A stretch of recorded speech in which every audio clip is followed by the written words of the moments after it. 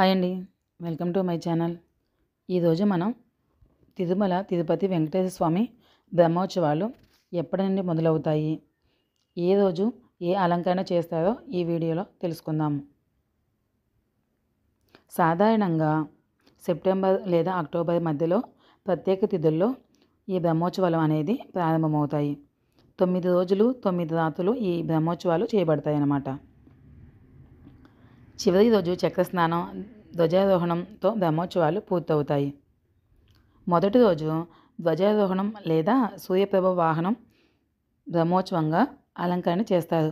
ఉదయం ధ్వజారోహణం అంటే గరుడ పతాకాన్ని ఎగరవేయటం. రాత్రి స్వామివారు సూర్యప్రభ వాహనంపై విహరిస్తారు. రెండవ రోజు చంద్రప్రభ వాహనం. స్వామివారు చంద్రుని వలె శాంతి ప్రసాదించే రూపంలో దర్శనమిస్తారు. మూడవ రోజు హంసవాహనం. జ్ఞానం, వివేకానికి సంకేతం. భక్తులు జ్ఞానాన్ని పొందాలని ఆశీర్వదిస్తారన్నమాట.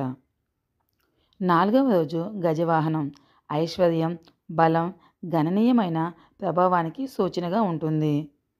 ఐదవ రోజు అశ్వవాహనం. విజయయాత్రను సూచిస్తుంది.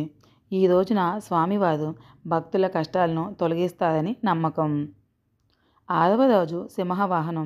ధైర్యం, పరాక్రమం, శౌర్యానికి చిహ్నంగా ఈ రోజున ఊరేగింపు అనేది సింహవాహనంలో జరుగుతుంది. ఏడవ రోజు హనుమద్ వాహనం. భక్తి, సేవ, శక్తి యొక్క ప్రతీకగా చెప్పుకోవచ్చు. ఎనిమిదవ రోజు గరుడ వాహనం. వైష్ణవ సాంప్రదాయంలో అత్యంత ప్రధానమైన వాహనం. రాత్రి భక్తులు విశేషంగా గరుడ సేవలకు హాజరవుతారు. తొమ్మిదవ రోజు రథోత్సవం లేదా చక్రస్నానం అని కూడా చెప్పుకోవచ్చు. స్వామివారు మహారథంపై ఊరేగింపుగా ఉంటుంది. వేలాది మంది భక్తులు రథాన్ని లాగుతారు. ఉదయం చక్రస్నానం జరుగుతుంది. సాయంత్రం ధ్వజారోహణంతో ఉత్సవాలు ముగుస్తాయి. ప్రతిరోజు పుష్పాలంకరణ, దీపమాలలు, మంగళహారతులు జరుగుతూ ఉండటం విశేషం. వేద పండితులు వేద పారాయణం, మంగళ వాయిద్యాలు చేస్తారు.